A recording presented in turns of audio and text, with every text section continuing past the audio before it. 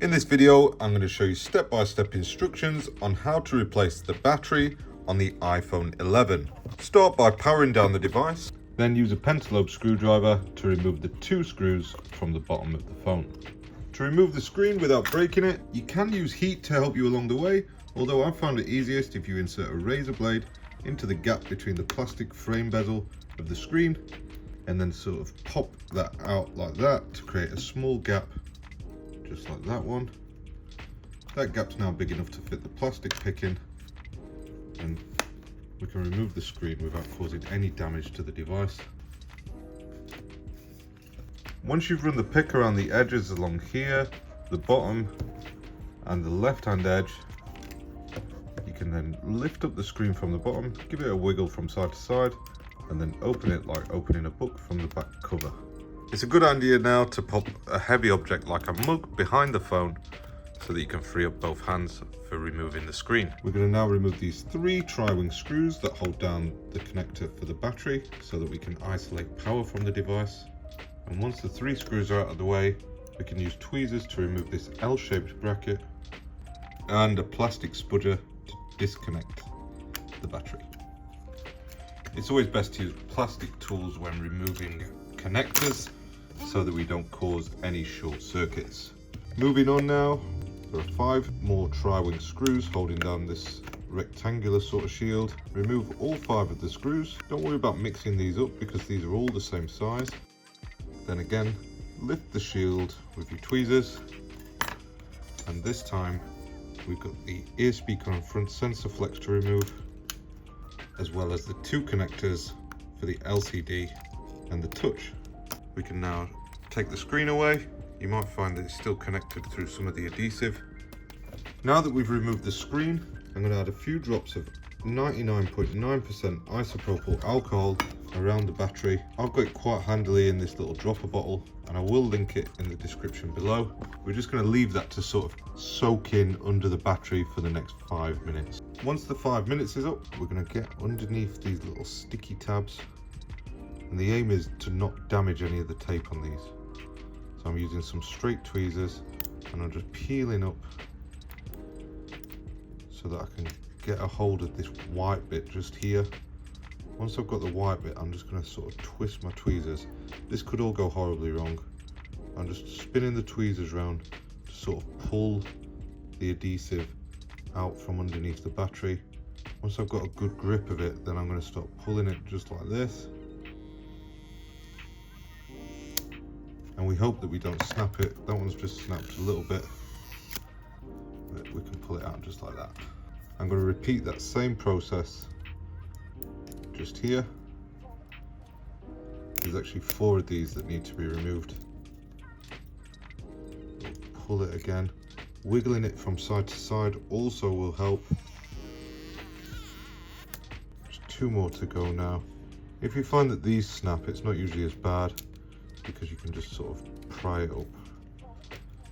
But once you've got enough of a grip onto it, I usually grab it with my thumb and finger so we can pull it out, but one of those has just snapped and keeps snapping.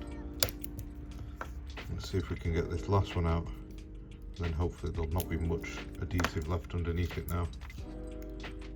I think I've just pulled that one and snapped it. Right, so when you break them all, like we got 2 out. If you can get the top 2 out, it's good. If you struggle with the bottom, then all you're going to do is lift up from the top, and you're going to find that you can sort of pry that away and remove it just like that. I'm going to dry up any isopropyl alcohol from underneath where the battery sits so that our new battery will sit nicely. The battery that I'll be using is one of these IP9 batteries from iPods for You. I'll try and link it in the description below so you can get your hands on these as well. It's also important to note that when I put this battery into this phone and turn it on, it will come up with an unknown part warning. Although it is avoidable, I will post it in another video in the future on how to get rid of that warning message. I believe there's already one for the iPhone XR if you want to go and check that out as well. Reinstalling the battery is just a case of sticking on the back adhesive of the battery. It's always best to make sure that the connecting side of the battery is on the wide side of the circle rather than the thin side here, and then you know which way you've got it the right way round, if that makes sense. That's how I remember it anyway. Just fold the tabs over the battery. See, before we had 2 tabs, for some reason these ship with 3 tabs on them.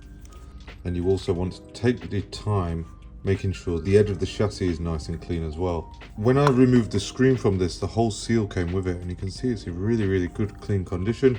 But if yours is pretty grotty, you can get a brush like this one and clean it all off, making sure that the edge of the chassis is nice and clean and free of dust, dirt and grime. Before you install the new dust and moisture resistant seal, it's important to secure the battery into place first.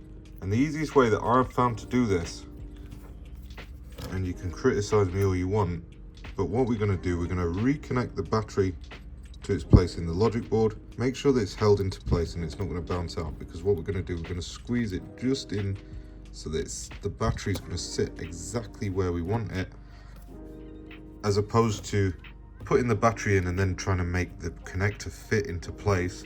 We can put the connector in first and the battery is much easier to line up. Once you've installed it, then we're going to just disconnect it, making sure that we've isolated power again from the device. Moving on now, we can get the new dust and moisture resistant seal. These IP9 batteries from iPods for You actually come with them inside the packet, and they're the good ones as well, which is nice to see. Sometimes you get like screens and batteries where it comes with a replacement seal and they're pretty low quality. But these are the good, I call them original seals. But yeah, you know what I'm saying. Let's remove the top layer of the film now. So now we've got the battery in, we've got the dust and moisture resistant seal in place. Now we're going to offer up the screen, reconnect the display connectors.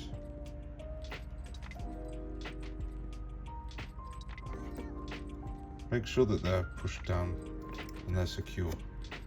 It's really important. And it's easy.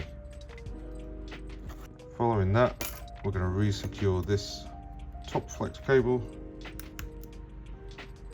Same again, make sure that it's pushed down, and now we'll go in holding the screen connectors out of the way and reconnect the battery. Same again, let's make sure that it's pushed down nicely and secured into place before reattaching the L-shaped bracket as well as the 3 tri-ring screws that hold that into place. Don't forget, if you like repair content just like this, make sure you subscribe to the channel. It doesn't matter which order you put these shields in. I've just done the L-shaped one first, followed by this larger shield, and we'll secure down the 5 tri-wing screws, or Y000 screws now. I'm going to remove the final layer of the dust and moisture resistant seal, then close up the phone, re-secure the top of the screen into place first, just like when we removed it. Make sure that that sits nice and flush, and then we're going to re-secure by squeezing the bottom and making sure that the screen sits in flush all the way around. Whilst the phone's turning back on now, we can go ahead and reinstall those 2 pentalobe screws at the bottom of the device, and that just about completes our repair. Thank you for watching, and see you next time.